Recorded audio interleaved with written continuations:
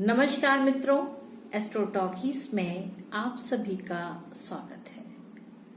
आज अपनी खोज को आगे बढ़ाते हैं और आज हम लोग समझते हैं कि यह जो हमारे युगों को बनाने वाले जो तारे हैं वह किस प्रकार आज आकाश मंडल में दिखाई देते हैं। मैंने ये बहुत प्रयास के बाद एक ओपन सोर्स सॉफ्टवेयर पे आया और उससे मैंने देखने का प्रयास किया कि आखिर यह वेगा स्टार कहाँ है, यह पोलरिस इस समय कहाँ है, या यह जो डार्को कहा गया है वह कहाँ है, और हमारा सबसे ज्यादा जो महत्वपूर्ण है वह है कि ये जो ब्रह्म हृदय कहा गया है, यानी कि जिस स्टार को कहा गया है कैपेला के नाम से जिसको कहा गया है, तो वह कहाँ पर है। तो इस चीज को हम लोग खोजने का प्रयास करते हैं और चलते हैं आगे। तो देखिए यहाँ पर जो स्क्रीन है, अगर आप देखिए तो यह पोलरिस स्टार है।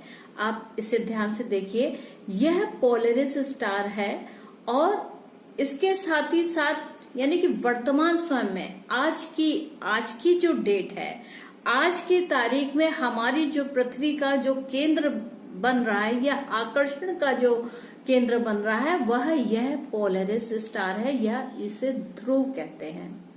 अब अगर हम इसके मान को देखते हैं तो देखिए इसमें यह हम लोग पोलरिस को देखते हैं तो पोलरिस के बारे में यह सारा डिटेल आता है। तो इसमें आप देखिए यहाँ पर ये जो डिस्टेंस लिखी हुई है, यानी कि ये दूरी, यानी कि 432.57 जिसमें plus minus 6.22 light years, LY last में लिखा हुआ, आप इसे ध्यान से देखिए। डिस्टेंस लिखी हुई है 432.57 प्लस माइनस 6.22 लाइट ईयर्स। तो ये क्या हमें 4,32,000 की जो हमारी वैल्यू शास्त्रों में बताई गई है ये उससे मैच नहीं करता है क्या? हाँ, समझने की बात क्या हुई कि यह जो डिस्टेंस है, यह जो दूरी है वह धरती से इस तक की दूरी है और हम लोगों ने इसे समय मान लिया, जबकि समय तो 25,920 वर्ष में ही कंप्लीट होगा। यानी कि पृथ्वी का एक जो चक्र है, इन चारों तारों से होकर के जाने का जो चक्र है वह 25,920 वर्ष में ही होगा। तो ये 4,32,000 की जो धारणा आ गई वह कैसे आ गई, क्या गलत हो गया था जिसकी वजह से यह जो वैल्यू आई। लेकिन जब मैंने इस सॉफ्टवेयर के थ्रू जब मैं गई तो मुझको मिला क्या कि यह जो 4,32 जो बात बताई गई है यह दरअसल पृथ्वी की उस तारे तक की दूरी है और हम लोगों ने इसे समय मान लिया। कैसे संभव है? तो जो कलयुग के समाप्ति होने की बात कही गई है तो हम लोग बिल्कुल समाप्ति के करीब पर हैं, क्योंकि जो सबसे कठिन समय था वह दौर था जब यह जो तारा है हमारी जो पृथ्वी का केंद्र था वो ड्रैको के आसपास था। तो जब ये जो हमारा पूरा काल चला, अब आप देखिए यहाँ पर आपको यह वेगा तारा दिखाई देगा। तो जो यह वेगा तारा है यही हमारा अभिजीत है, क्योंकि इसी काल में कृष्ण भगवान ने, आपने गीता पढ़ी होगी, तो जो अभिजीत का जो समय आया तो यहाँ इस युग पर कृष्ण का जो काल था यानी कि द्वापर का जो समय था वह समाप्त हो रहा था। तभी उन्होंने कहा था ना कि अभिजीत तारे को उन्होंने हाइड कर दिया, छिपा दिया। तो यह वह वेगा तारा था जिसको कि हम ये कह सकते हैं कि यह कृष्ण के काल से जुड़ा हुआ था, यानी कि हमारी पृथ्वी पर कृष्ण का जो हम लोगों ने द्वापर युग की बात कही है वह यहाँ से संबंध रखती थी। दौर आया, चलते चलते समय चला और हम ड्रैको के आसपास से होते हुए ड्रैको में जो आकृति दी गई है वह एक डायनासोर की आकृति दी गई, यानी कि जिसे हम कलयुग कहें। इसे इस पृथ्वी का अब तक का सबसे काला काल कहें तो यह वह ड्रैको का काल है। परंतु अब हम लोग बिल्कुल समाप्ति की ओर हैं।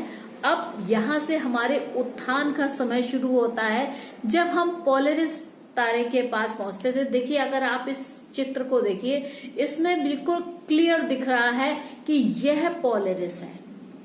एकदम क्लियर करें कि हमारी पृथ्वी का इस समय का जो केंद्र बिंदु बनता जा रहा है वह पोलरिस होता जा रहा है। आप ये देखिए, ये है पोलरिस है। आप ये केंद्र के अंदर देखिए, आपको यहाँ पर पोलरिस तारा दिखाई देगा। अब आगे भी फिर युग परिवर्तन होगा तो पूछा जाएगा कि भाई कैपेला क्या चीज है। तो देखिए, जो कैपेला तारे के बारे में बताया गया है, कैपेला हमारे शास्त्रों के अनुसार ब्रह्म हृदय का समान है। यानी कि ब्रह्म हृदय का जो स्थान है, हृदय यानी कि पृथ्वी का दिल।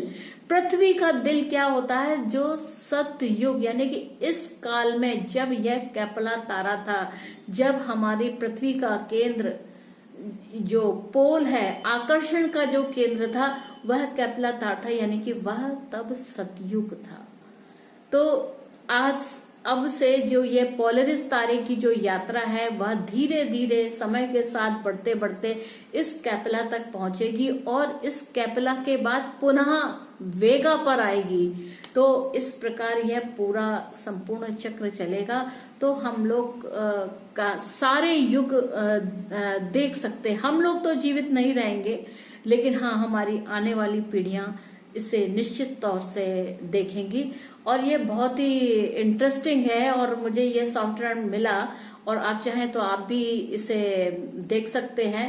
तो ये देखिए पूरी क्या है, ये ब्रह्म हृदय का स्थान है और ब्रह्म हृदय के उत्पत्ति के बाद आता है जो समय, वह वेगा का यानी कि कृष्ण अभिजीत का समय आता है। इसके बाद जो यात्रा है वह ड्रैको से होते हुए ध्रुव तक पहुंचती है और ध्रुव से यानी कि पोलरिस से लेकर के पुनः यह जो यात्रा है वह कैपेला तक जाती है। यानी कि यह जो अब समय आने वाला है, यह इस पृथ्वी का स्वर्ण काल होगा। आने वाले समय में हम लोग तो निश्चित तौर से जीवित रहेंगे ही नहीं, लेकिन हाँ, आने वाला समय हमारा बहुत ही खूबसूरत, सोने के समान पवित्र, यानी कि जिस सतयुग की बात कही जाती थी कि सतयुग में ऐसा होता था, ऐसा होता था, वो आने वाले समय में हमारी पीढ़ियों को देखने को मिलेगा। तो मित्रों, ये मेरा एक बहुत छोटा सा मतलब था, एक अर्थ बताने का कि ये जो युगों की बात कही गई है वह झूठ नहीं है, वह सच है। और आप देखिए यह किस प्रकार हमारे आने वाले समय में हमें दिखाएंगे। हम नहीं तो कम से कम हमारी पीढ़ियां तो सतयुग देखेंगी। तो मित्रों, आज्ञा दीजिए, आगे मिलते हैं फिर कुछ नई ज्योतिष की रोचक जानकारियों को लेकर के। तब तक के लिए नमस्ते।